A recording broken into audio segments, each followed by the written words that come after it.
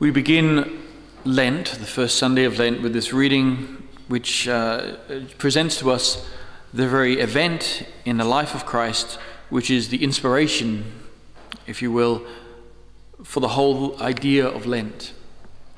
40 days in the desert, 40 days of denying ourselves, 40 days of preparation. And we see these three temptations, remembering that Christ was never tempted as we are tempted. Temptation in itself is to have something presented to you. There's no sin in temptation. It's when we say yes to that thing which is bad, the sinful thing presented to us, that it becomes a sin. Christ was never tempted. It's like, I might. No, I won't. There was never any chance of that, which is clear because he's God. The devil didn't know that. If the devil knew that, he wouldn't be asking these questions to begin with. And certainly wouldn't be offering him power over the world if he knew that it was God who already has power over everything. And so we see in the example of Christ in Lent to give up things in order to become closer to God. But maybe not ignoring two of those temptations, that is, man does not live on bread alone, to rely purely on human things to sustain us. Clearly we need food, but we need spiritual food as well. We need other things to keep us living, not just to keep us alive. And certainly that important lesson from the temptation of testing God.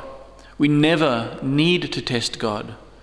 We never need to test his mercy or his goodness or his care, even though we constantly rely on it. We know that he loves us infinitely and perfectly. We know that he's merciful, but we do not test him as if just to make sure.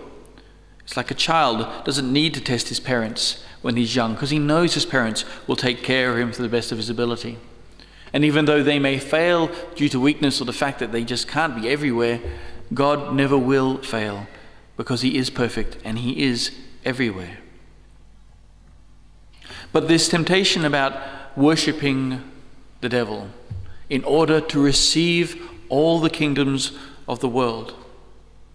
And maybe at first it doesn't strike us as being the one likely that we would fall for. It's important to understand, therefore, what it is that the devil is offering here. Recently, I've had the opportunity to be put into contact with somebody who comes from a family. Her parents they owned £1 billion or $1 billion corporation. At the age of 6, they were involved in a car accident. They were both killed. She survived. At the age of 17 or 18, she was then diagnosed with leukemia. And she's 21 now, and chances are that she won't make it to a bone marrow transplant and she'll die. And yet she's still a millionaire, possibly a billionaire. I'm not sure exactly. I didn't ask how much money she has in the bank, but certainly she has enough to be considering. I had the opportunity to speak to her, and she's saying there's some really nice cheap houses in Australia. I saw a really nice one in Pemberton for $1.5 million. That kind of money. Like, oh, that's cheap. And yet you can be sure that if somebody said, would you prefer your $1 billion or your parents or your health? She would choose her parents or her health over either of these two things. And then we look at what the devil is offering. He's offering Christ, not knowing that he's God, of course, not knowing that he's the Christ. He's offering him all the kingdoms of the world. Anything that you would ever want physically, materially, he's offering it. Anything that you'd want from the point of view of power or authority or influence, he's offering that too. He's offering a credit card without a limit. Complete liberty, certainly not freedom or complete license maybe, to do what you want. Now that might be tempting at first, because often we think, oh, if I just had a little more money, then life would be so much easier. And it might be true in some cases, but if I only had this, then I'd be happy. And if I only had that, then I'd be happy. If I only had a better car, I'd be happy. If I only had hair, I'd be happy, whatever it might be. The fact is that in this world, there's nothing materially that will fulfill us as we are made to be fulfilled. Because if Jesus, if he was just a man, which he is a man, but he's also God, if any man were to accept this offer from Satan, sure, he would gain a lot, possibly, remembering that Satan is, of course, the father of lies. But he would lose at the same time everything. Because while he may have all the money he needs and the power and the influence and the fame and whatever else, he would lose life itself. He would lose love itself. Because it will end. And then there will be a price to pay which will not end. I think this is a very important thing for us to consider. Because often we are attacked and we suffer from spiritual cancers, leukemias of sorts of the soul, that can get us down and can make us lose the sight of that which is most important. Where we think that if we have lots of things, then it can save us. But as we see from the example of that story I told you, it doesn't help us. It doesn't help our souls. And as you know, often, what is the cliche? Money is the root of all evil. It's not necessarily the case, but it certainly is not the root of all good. Only God is the source of all good, because God is goodness itself. Now this idea, this period, this sacred time of Lent is a time when we need to remember that. While we may not have the devil appearing to us and say, listen, I'm going to offer you all this, I'm going to make you mayor of 2J, etc. Which may not be that tempting, really. Nevertheless, I'm sure he doesn't watch these videos, it's okay.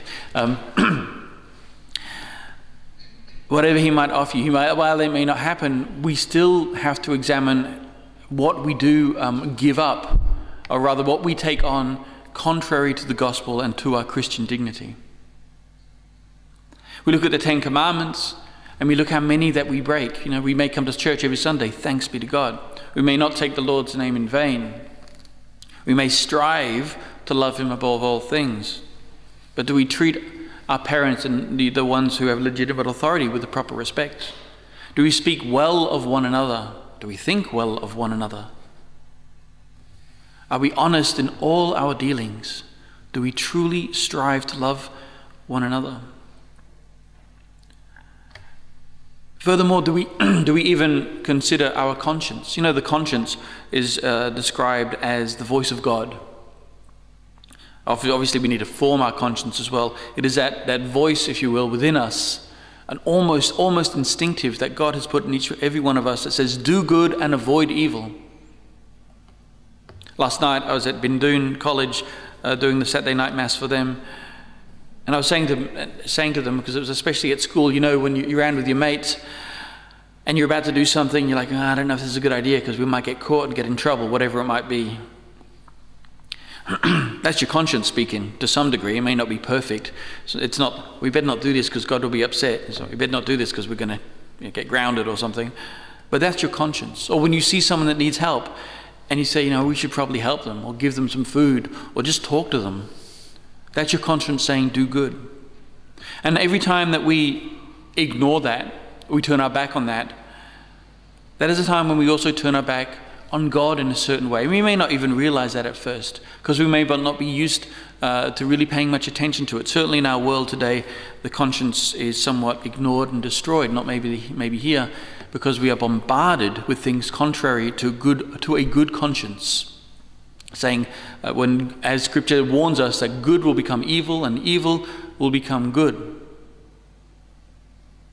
But we as Christians know what is good and we know what is evil, even though we may at times through weakness not do either of those. We have every source available to us to know infallibly what is evil and what is good.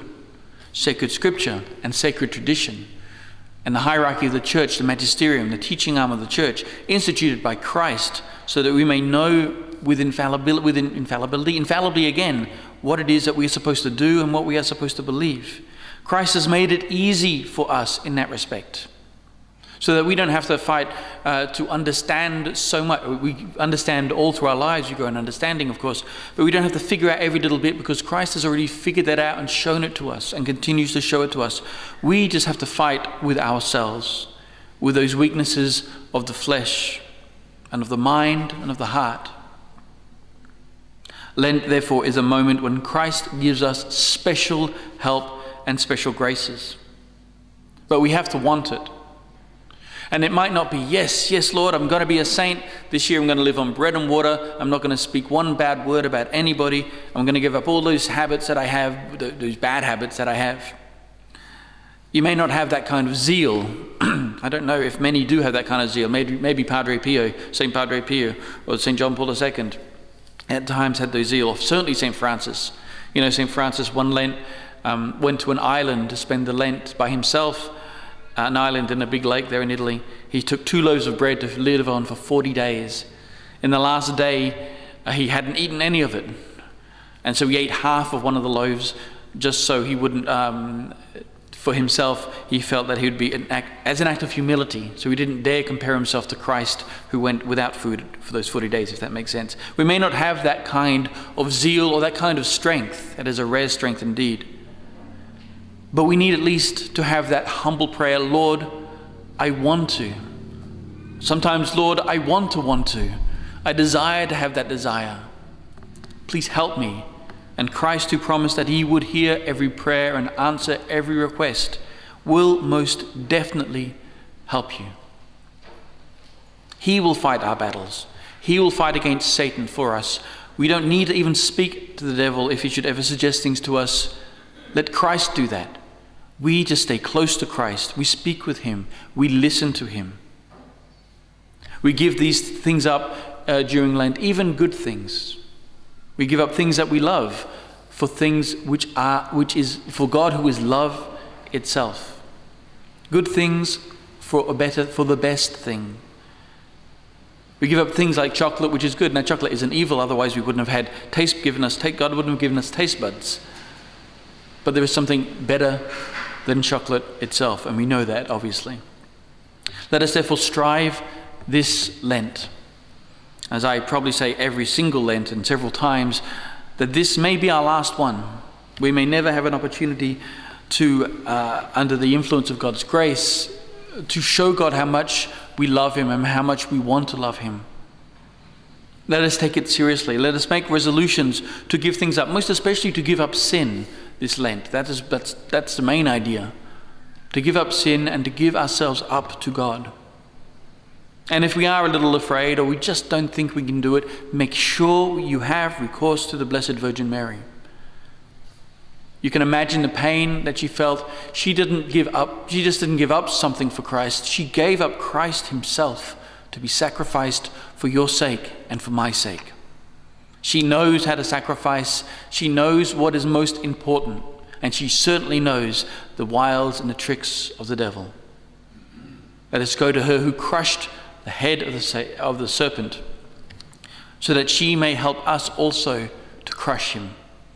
She may help us to become true Christians, detached from all the things that are passing in this world, to use them for God's glory and for the needs that we have in this world, but most especially to learn to love God above all things, to love our neighbors as ourselves, and in the process to become saints for God's glory, our salvation, and the salvation of the world.